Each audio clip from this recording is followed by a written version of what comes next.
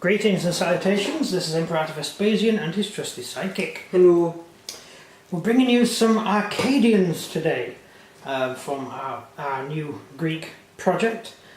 These troops are from the legendary land of Arcadia, which actually did very little of historical interest, but it's here anyway. The Arcadians fought throughout the Greek or Persian War, obviously on the side of the Greeks, and actually their troops performed pretty well. They are mentioned in the histories, and they did turn up and sort of help out, which was quite nice of them considering there weren't very many of them. The figures are all mostly just normal Greeks.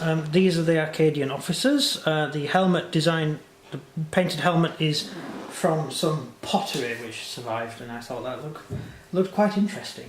The commander here, there's an officer there, and that's the commander. He's not anyone particular because, as far as I can tell, there weren't really any famous Arcadians that actually fought in the war, or none that stood out particularly. The Arcadian king didn't actually personally fight in the war, and there didn't seem to be anyone interesting, so I just made him as a generic commander and based him up as a commander just there. He's got a cloak with a wolf mane on it, which is from the Viking box from Gripping Beast, and the officer has the wolf mane as well. Just a nice way of typing them. They're in leather armour with white as the sort of main colour, with the blue on the bronzed helmet. I think it makes them look quite good. Yeah. They look very easy to spot on the battlefield. Arcadians had the A and R written, or A-R-K, or whatever it spells, on the shield. That's the AR. So it looks like an AR sort of stuck together. I think it's a K and some other letters. There's sort of all the letters on top of each other. Which there is historical evidence for. Pictures from troops from Arcadia with that design on their shield. So, history-wise, Arcadia is part of the group of kingdoms in the very south of Italy, sort of kind of island off the coast of Italy, connected by a causeway through Corinth. And there's quite a few little kingdoms around there. I didn't bother doing each of those individual states. I'm just using these guys to represent that sort of geographical region, because otherwise if you're going to do every single city-state you're going to go insane. So these are just the representatives of that region,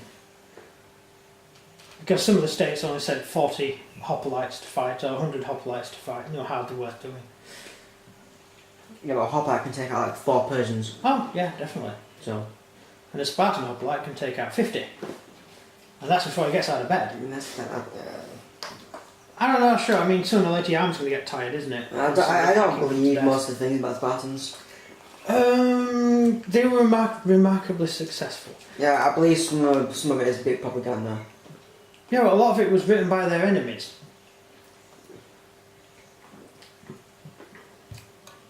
Maybe it was a use. Maybe the Persians made that as propaganda to make people hate them for killing our brothers in arms. I don't think the Persians really wrote much about it.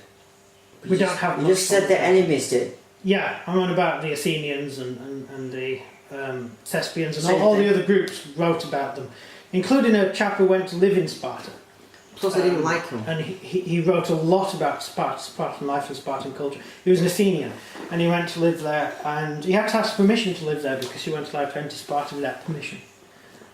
They were remarkably xenophobic towards fellow Greeks, let alone Persians. Well, was that before or after? No, they were pretty much xenophobic their entire existence. Although you could become a Spartan. Oh, never mind. We'll do that with the Spartans, because the Spartans are a whole barrel of fish, which we're going to have to unpack. We'll deal with them later. So we're dealing with Arcadians now. And that's the Arcadians. Questions? Is that it? Yeah, no, it's just the Arcadia is a small town itself. It's not very important. It's not particularly on a particularly useful trade route. It's not particularly rich.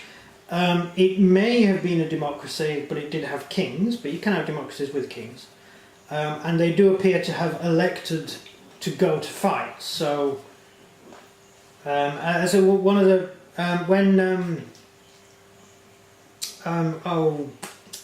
the Spartans sent the 300 to fight at Thermopylae.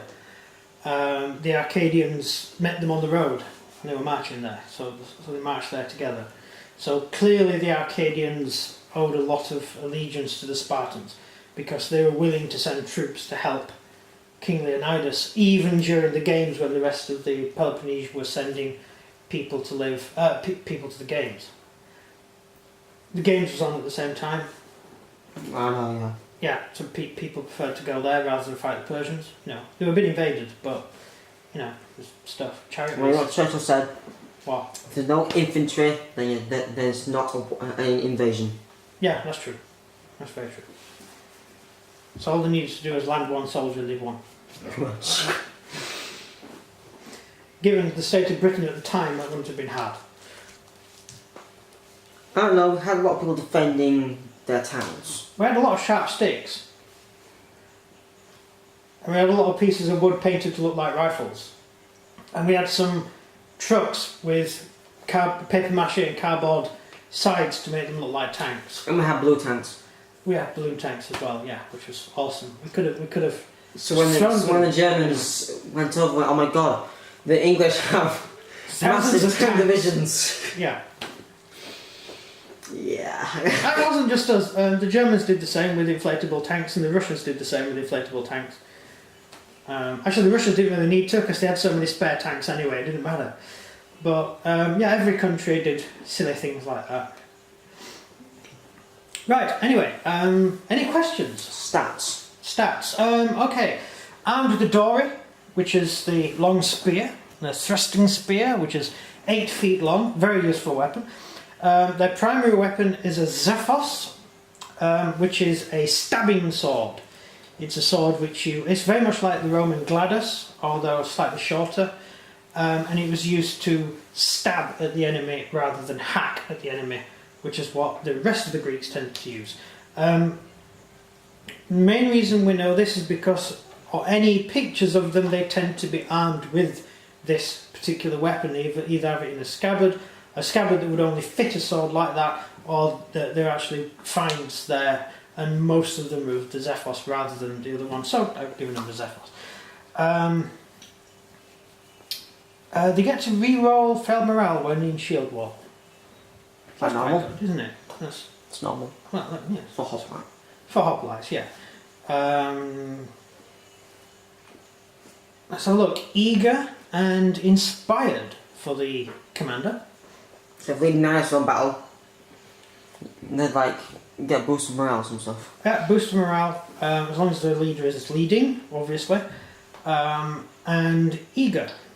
So in your first attack you gain an additional attack in your first contact because you push forward into the enemy. Useful, particularly against the Athenians when we do the Peloponnesians. Yeah. Right. Any more questions? Does the AR stand for Arcadia? Yes. First initials, yeah. Yeah, a lot of states just put the initial of their country on their shield. We've done the guys who had the bonfire on their shield, and the hawk, blackbird, and the square, hawk, buzzard, whatever it is. And the square. Yeah, the fire, the squares of fire, as a bonfire. So is there area called bonfire? No, it's called platea. But their symbol was a bonfire, a fire. A cross of sticks. A square of sticks where you put all the fuel inside and burn it. We did the videos. I know what a bonfire is. Yeah, that's what the emblem of their country was. The Arcadians had the initials for Arcadia. The Athenians had an owl, or a large A. for Athens. They didn't really think ahead. And how did they? No. Right, next question. And that's it. Yeah, not really much to say about them because they're not a particularly famous thing. And Actually, no. Go on.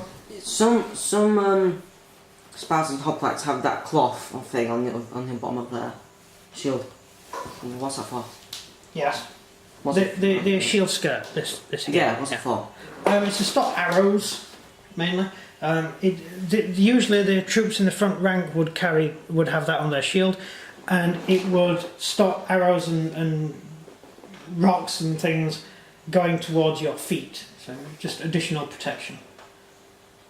So usually a front rank would have skirts to protect the shield wall. Fair enough. Yeah, it's quite useful. That's it. That's it. Right. As I said, not a huge amount to say about the actual the particular city-state of Arcadia, because it's not really something we're going to be doing a lot of. They're just going to be allied troops for the rest of our troops, and I could go into a bit more history of Arcadia, but it's not that interesting. Unless you live in Arcadia, then it's probably fascinating. But, you know. So, that it? Right. If you enjoyed this video, please like and subscribe. Comment down below what you think of the Arcadians. That's it from me. And everything from him. Goodbye. Bye.